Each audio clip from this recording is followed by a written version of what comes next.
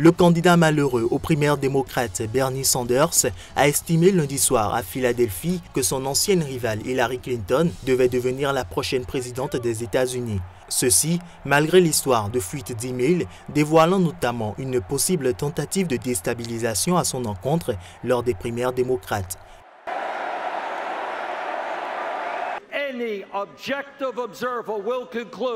N'importe quel observateur objectif conclura que sur la base de ses idées, de son leadership, Hillary Clinton doit devenir la prochaine présidente des États-Unis.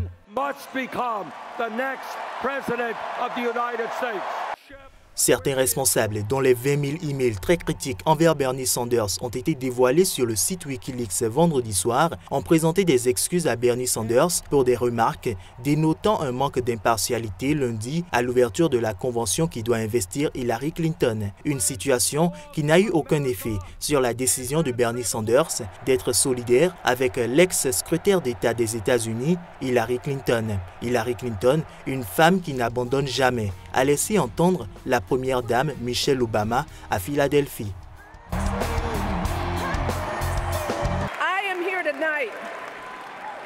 Je suis ici ce soir parce que pour cette élection, il n'y a qu'une personne en laquelle j'ai confiance pour prendre cette responsabilité. Une seule personne que je crois être vraiment qualifiée pour être président des États-Unis, et c'est notre amie Hillary Clinton. Ce que j'admire en elle, c'est qu'elle n'abandonne jamais sous la pression.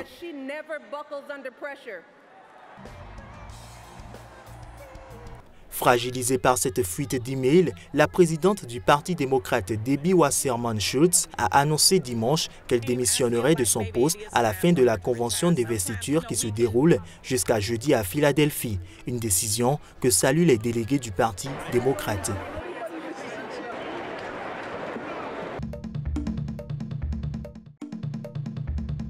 Un sommet réduit de la Ligue arabe s'est ouvert lundi à Nouakchott, en Mauritanie, sans les poids lourds saoudiens et égyptiens, et sur fond de division face aux crises persistantes dans la zone. Seuls 6 chefs d'État ont fait le déplacement pour se retrouver autour de leur homologue mauritanien, Mohamed Ould Abdelaziz. Les émirs du Qatar, du Koweït, les présidents du Yémen, du Soudan, des Comores et de Djibouti étaient présents, ainsi que le Tchadien Idriss Déby Itno, invité en tant que président en exercice de l'Union africaine et du groupe dit G5 Sahel.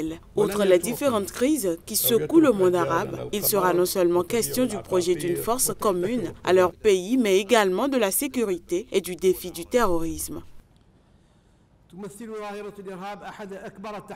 Le terrorisme est l'un des défis majeurs auxquels l'humanité fait face. La violence aveugle qui sape la vie d'innocents, détruit les sociétés et les États, en particulier dans notre région arabe, nous commande de combattre de toutes nos forces les groupes terroristes et le discours de haine et d'extrémisme qu'ils développent sous couvert de l'islam.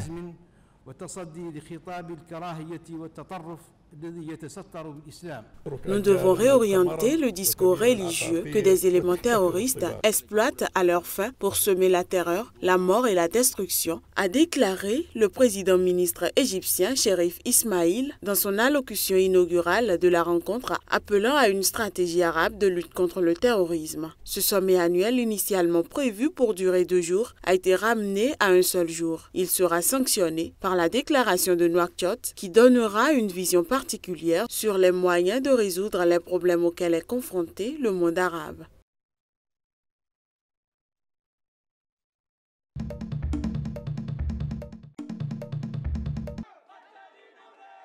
Des centaines de Tunisiens ont de nouveau manifesté lundi à Tunis contre un projet de loi controversé prévoyant l'amnistie des personnes poursuivies pour délit de corruption en échange d'une pénalité financière. Le peuple veut la chute de la corruption. Le projet de loi ne passera pas ni réconciliation ni marchandage, ont scandé les manifestants. Tout le monde sait que ce projet de loi est anticonstitutionnel, qu'il ne résout aucun des problèmes du pays, qu'il ne participe pas à l'amélioration de l'investissement et du financement du développement. Pour toutes ces raisons, nous sommes aujourd'hui dans la rue et nous espérons que la raison finira par l'emporter et que la présidence de la République retire ce projet qui divise les Tunisiens. Non à ce projet de loi qui divise les Tunisiens, il est inconstitutionnel et contrevient au processus transitionnel. Si le pouvoir tient à un passage en force, il va dire clairement qu'il y a un processus contre-révolutionnaire en cours, a déclaré Moustapha Ben Jaafar, ex-président du Parlement et chef du parti État catholique. Lundi, alors que la Tunisie marque le 59e anniversaire de la proclamation de la République, c'est à l'appel du collectif citoyen Manish Msama. Le mouvement Manish Msama est en ampleur absolue. La preuve est qu'aujourd'hui il est présent dans plus que 20 gouvernorats du pays. Il regroupe des centaines de jeunes et le plus important c'est qu'aujourd'hui, un an après le déclenchement du mouvement, il a réussi, et ça c'est manifeste, à rassembler une dizaine de partis politiques. Lundi, alors que la Tunisie marque le 59e anniversaire de la proclamation de la République, c'est à l'appel du collectif citoyen Manish Msama. Ce projet de loi dit de réconciliation avait été proposé l'an dernier par le président Béji Caïd Essebsi. Il prévoit l'amnistie aux personnes poursuivies pour corruption, notamment des hommes d'affaires et des anciens du régime du dictateur déchu Zine El Ebidine Ben Ali, en échange du remboursement des sommes indûment gagnées et d'une pénalité financière. Il est vivement critiqué des partis politiques et la société civile qui exigent son abandon. Mi-juillet, plusieurs ONG nationales et internationales ont lancé une initiative baptisée « Ça ne passera pas » en disant craindre qu'il n'entraîne une intensification de la corruption.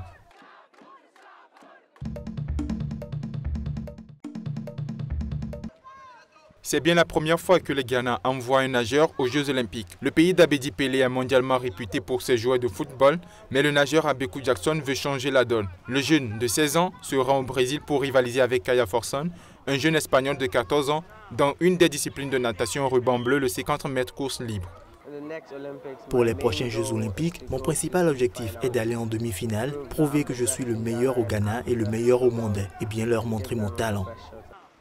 Issu d'une famille de nageurs, Abekou a commencé à nager à l'âge de 3 ans et a pris part à sa première course de natation à 5 ans. Pour lui, il faut s'engager dans le sport, bien identifier ses objectifs par soi-même pour être un nageur complet. Il souhaite que chaque enfant ait la chance de nager. Son père l'entraîne 2 fois la journée et 6 jours la semaine.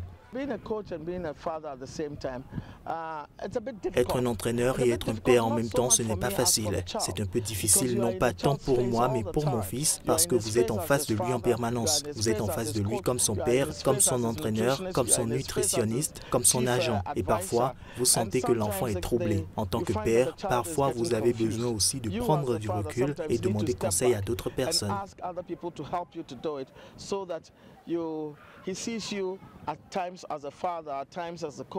Coach Père Kosuo Jackson a bien des plans pour son dauphin après cette participation au JO. Sur les 3 prochains Jeux Olympiques, à partir de ceux de 2016, nous avons des plans. Il va participer en 2016, en 2020, il va atteindre les demi-finales et en 2024, il va remporter la médaille. Le président de l'association de natation du Ghana, Théophilus Edi, espère que la présence du Ghana dans la piscine de Rio permettra à cette nation de l'Afrique occidentale d'être connue pour la natation. Plusieurs personnes pensent que les Noirs ne savent pas nager, mais avec ce garçon Abekou, nous allons prouver que les Noirs peuvent vraiment nager comme les Blancs, a-t-il ajouté.